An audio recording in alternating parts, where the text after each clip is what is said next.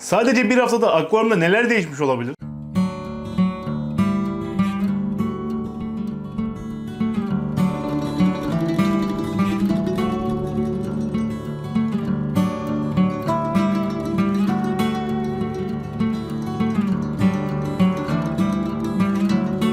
Selamlar, ben Murat ve bu kanalda bir akvaryum balığı markası kurmaya çalışıyorum. Haftalık vlogların yeni bölümüne hoş geldiniz. Bir hafta aslında bakılınca çok kısa süreymiş gibi geliyor ama bu kadar çok balıkla ilgilenince gerçekten çok fazla şey değişmiş oluyor. Açıkçası ben bile bazen değişen şeylere, doğan canlılara ya da kaybettiğim canlılara şaşırıyorum.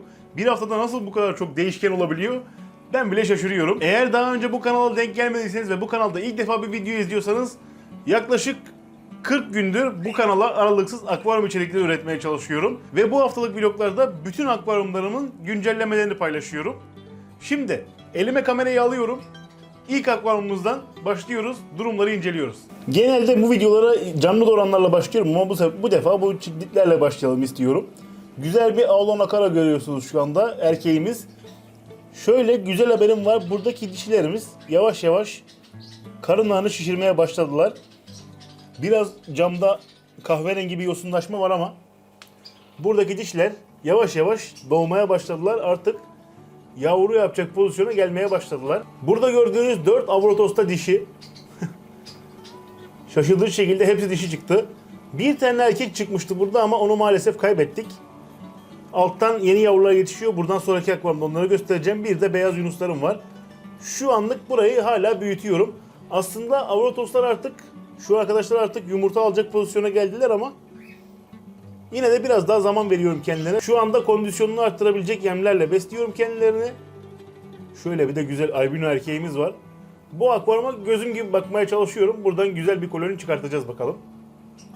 Diğer ciklet akvaryumuna geçelim. Şimdi ikinci akvaryumumuzda yine Avrotoslar var. Beyaz prensesler, sarılar ve yavru beyaz yunuslarımız var. Burada bu arkadaşların hepsini ben yavrudan büyütmeye çalışıyorum. O yüzden hep küçük balıklar var burada. Olabilecek en sağlıklı koloniyi çıkartmak için yavru balıklar aldım. Hepsini burada büyütüyorum. Şu gördüğünüz büyük Avrotos büyük ihtimalle bizim kolonimizin erkeği olacak. Bunu da şuradan anlıyorum. Artık çizgileri bayağı böyle silinmeye başladı. Diğerleri gibi sarı sarı gözükmüyor. Onun rengi yavaş yavaş erkeğin rengine dönecek artık. Bunun dışında burada şöyle 5 santime yakın beyaz prensesler var. Bunlara da artık üretime almanın zamanı geliyor. Yanılmıyorsam bir erkek 4 dişiler ama bakacağız bakalım duruma göre. Sarı prenseslerimiz de büyüdü sayılır. Güzel bir embuno kolonisi buradan çıkaracağız farklı türlerle. Şimdi gelelim utangaç çiftimize. Burada bir çift Bolivian Ramirez'imiz var. Hala büyüyorlar. Bol bol protein ağırlıklı besliyorum kendilerini.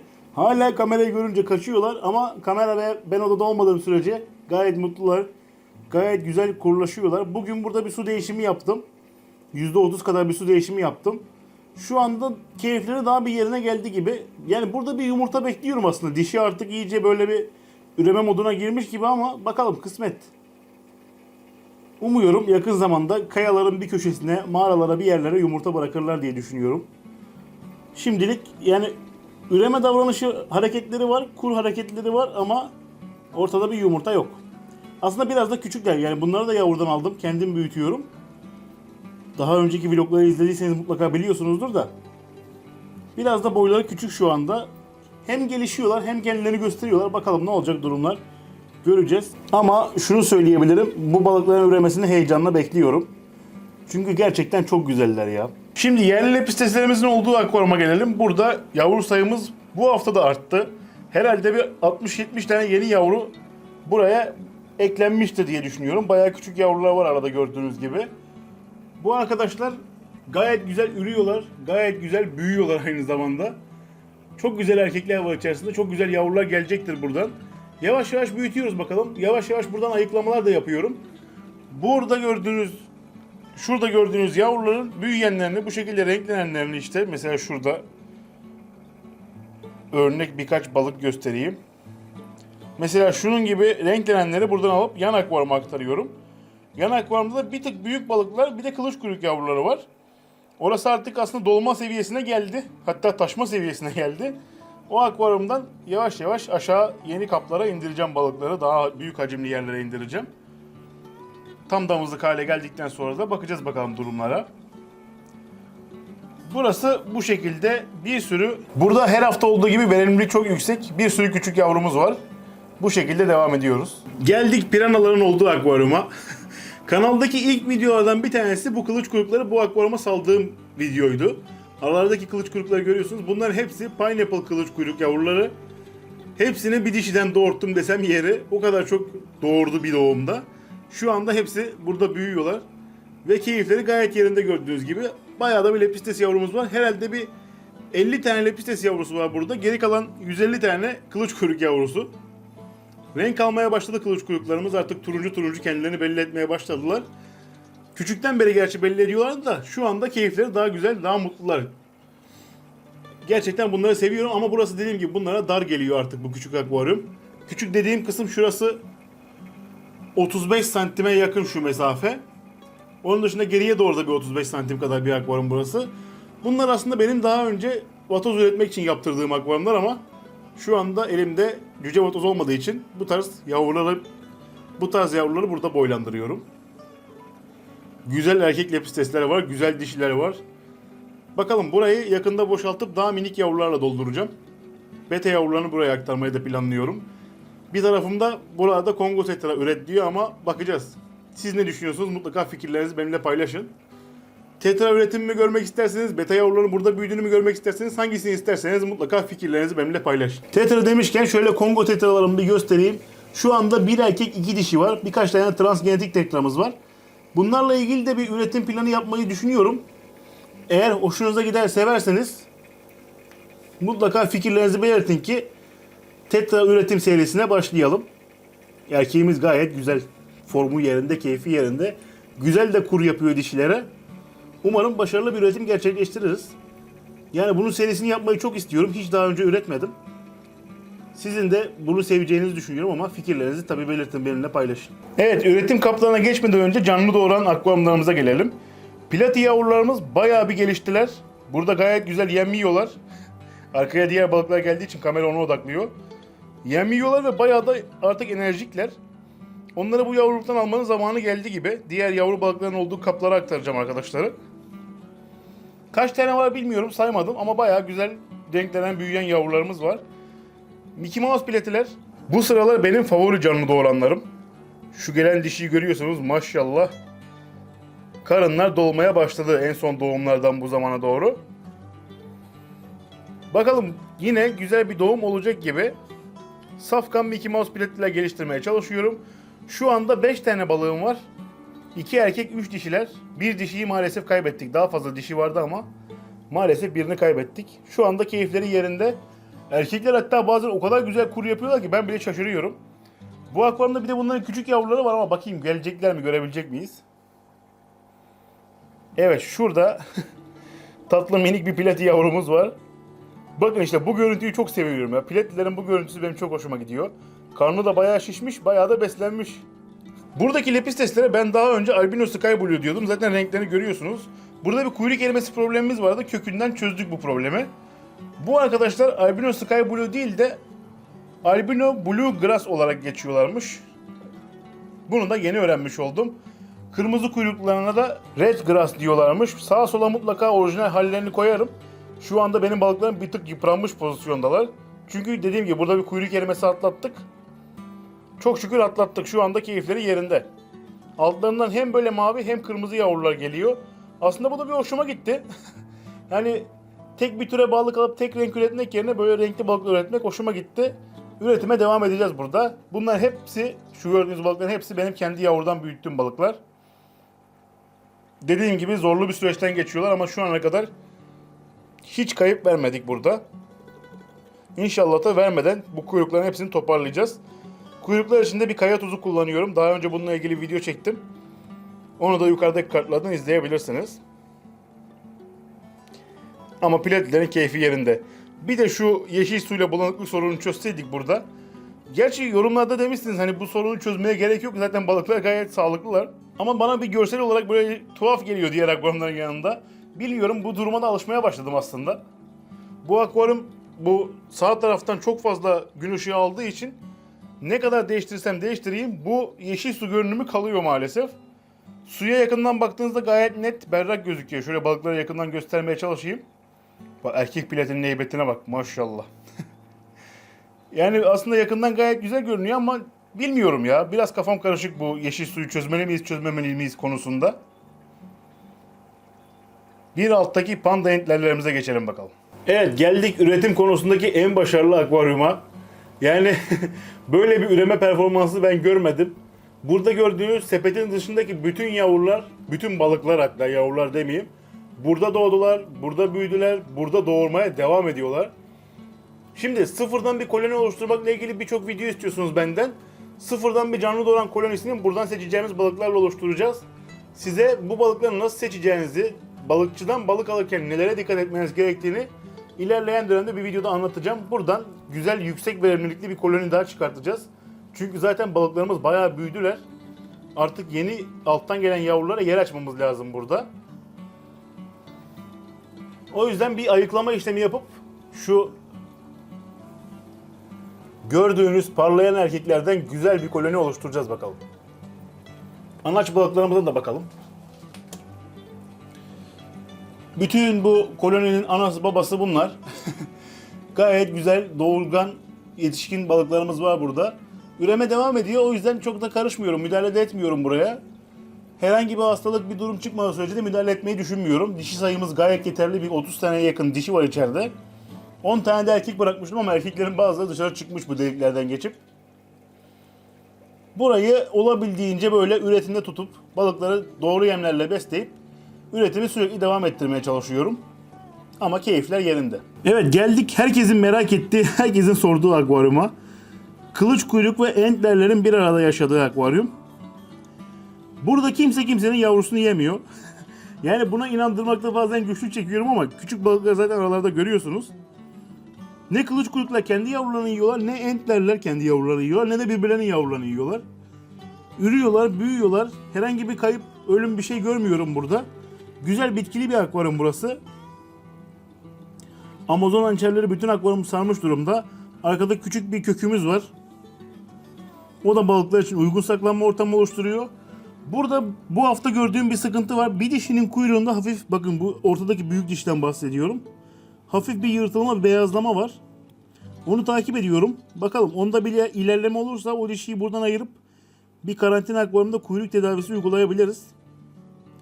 Yani bu yırtılma bir yere taktığında mı yırtıldı yoksa başka balıklar mı yaptı onu bilmediğim için şu anlık müdahale etmiyorum.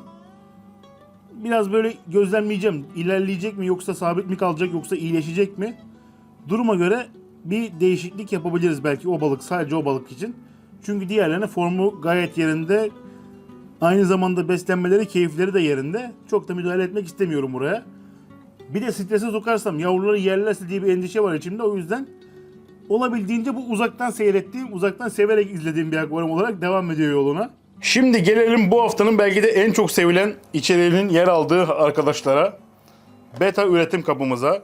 Üzerini böyle streç filmle kapatıyorum. Bunu da görün diye şöyle göstereyim mutlaka. Ki buradaki balıklar labirentli balıklar oldukları için bu yavrular labirent geliştirirken hava akımlarından etkilenmesinler. Burası bizim beta yavrularını büyüttüğümüz kap. Yakın zamanda zaten bunlarla ilgili bir güncelleme paylaştım. Ama yine de haftalık vlogun içerisinde yer alsın istiyorum. Şimdi yavruların keyfi gayet yerinde burada. Hem kuru yem hem canlı yem yiyorlar. Gayet de memnunlar. Gayet de güzel büyüyorlar. Şöyle biraz daha bana yakın olanları göstereyim. Güncellemeden beri çok zaman geçmedi aslında ama şöyle yine de göstermek istiyorum. Çünkü burası beni çok heyecanlandırıyor. Eminim ki sizi de heyecanlandırıyordur. Şöyle biraz hareket ettirelim. Buradan neler çıkacak çok merak ediyorum. İlk su değişimini yaptım. Bu balıklar gayet memnunlar hallerinden bu arada su değişimi yaptığımdan beri. Bakın pipo filtreyi hareket ettirsek evet bayağı bir yavru çıktı pipo filtreden. Hepsi orada duruyormuş. Yani pipo filtrenin üzerinden besleniyorlar. O yüzden ağırlıklı olarak orada zaman geçiriyorlar. Şöyle biraz daha bakayım. Çok da küçükler yani netlemek de çok zor oluyor ama şöyle üstten göstermeye çalışayım yavrularımıza. Yavruları rahat gözlemleyelim diye alt zemini beyaz yaptık. Bu sefer de kameranın odağıyla ilgili sıkıntı oluyor. Şöyle yakından görebilirsiniz yavrularımızı. Bayağı yavrumuz var burada. Eğer izlemediyseniz üretim serimizde izleyerek bu yavruların doğum sürecini siz de tanıklık edebilirsiniz. Bakalım büyüdüklerinde neler olacak göreceğiz. Evet, geldik üretim kaplarımıza. Burada Japon blue'larımız var. Bunlar 3 dişi 3 erkeklerdi. Artık 2 dişi 2 erkekler. Yani balıklar nereye gidiyorlar anlamadım. Burada 2 balığı kaybettik herhalde. Sonra da salyangoza temizledi diye düşünüyorum. Çünkü hiç ölülerini bile bulmadım şu ana kadar. Bayağı kıpır kıpırlar doğuruyorlar. Burada yeni doğum oldu. Şöyle küçük yavrulardan hemen bir iki tane yakalamaya çalışalım.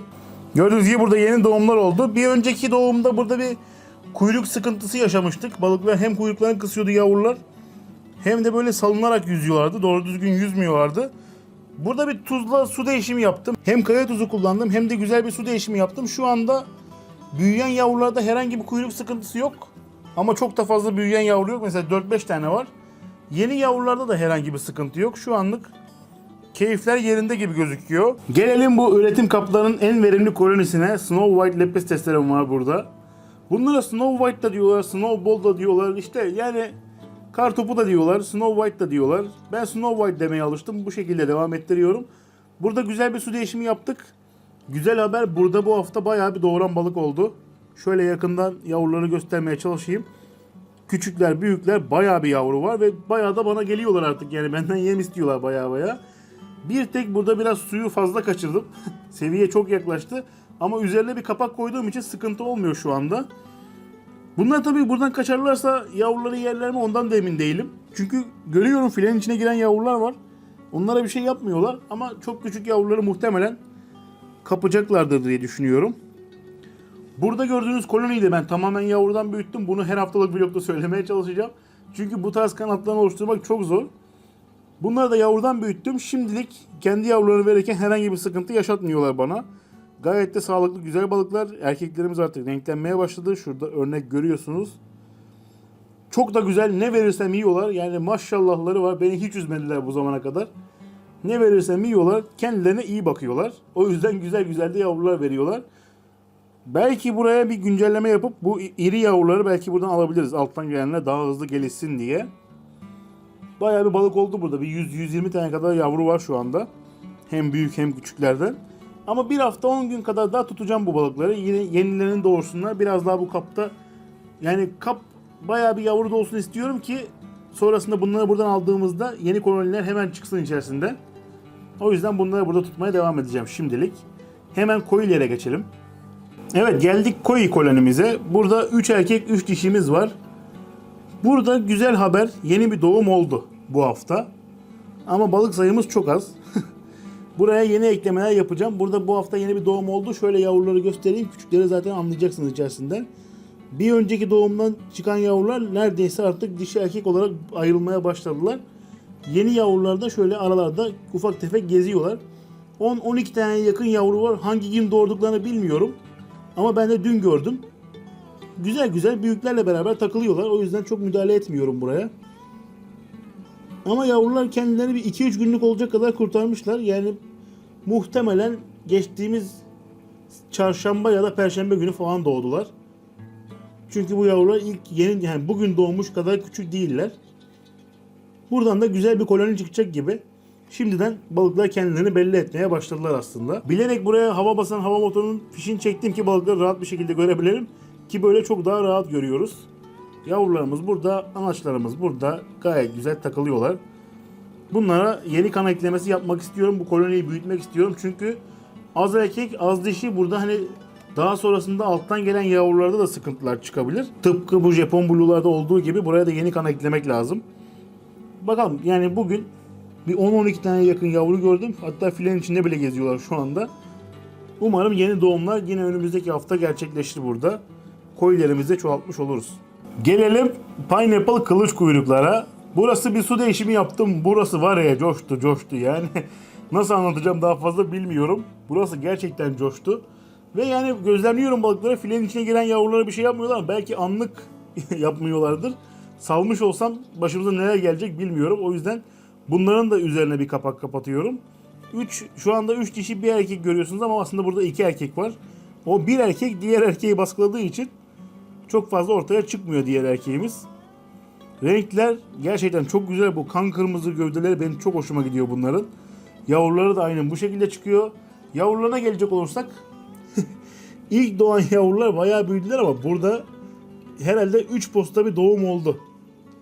Şu ana kadar yani kapta biraz gözümle saymaya çalışıyorum, gözlemlemeye çalışıyorum. Burada bir 150 tane yakın yavru var. Filenin altında var, işte pipo filtrenin oralarda var.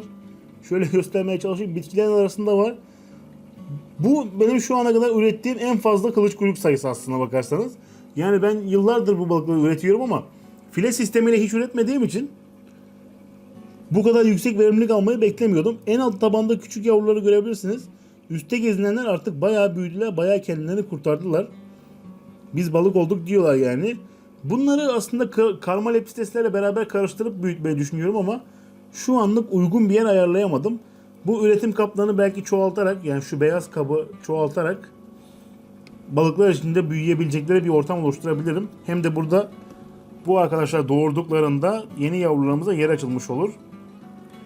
Bir kafamda bir raflı sistem var ama bakalım, yani önümüzdeki haftalarda sizinle beraber zaten bunu paylaşırım. Olur mu olmaz mı diye değerlendiririz. O raflı sisteme geçersek en azından 3 katta falan üretim yapabileceğiz. Yavruları büyütecek alanımız olacak ama bu proje şu anda düşünme aşamasında. Netleşince sizinle paylaşacağım. O zaman siz de fikirlerinizi benimle paylaşırsınız. Ya da varsa daha iyi bir öneriniz, onları da paylaşabilirsiniz. Kılıç kuyruk yavrularımız da bu şekilde kabı tamamen doldurmuş durumdalar. Evet, bir haftalık videonun daha sonuna geldik. Bu hafta çok şükür ki problem yaşamadık diyebilirim. Çok ufak tefek sıkıntılar oldu. Genelde böyle tuzlarla, metilen mavisiyle çözülecek problemler oldu.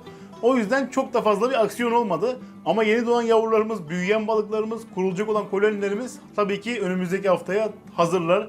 Önümüzdeki haftaya kadar birçok farklı yavru doğacaktır. Eğer bu haftalık vlogları severek ve beğenerek izliyorsanız aşağıdan beğen butonuna basmayı ve kanalıma abone olarak bildirimleri açmayı unutmayın ki yeni haftalarda yeni üretimlerle görüşebilelim. Şimdilik benden bu kadar. Kendinize iyi bakın. Hoşça kalın.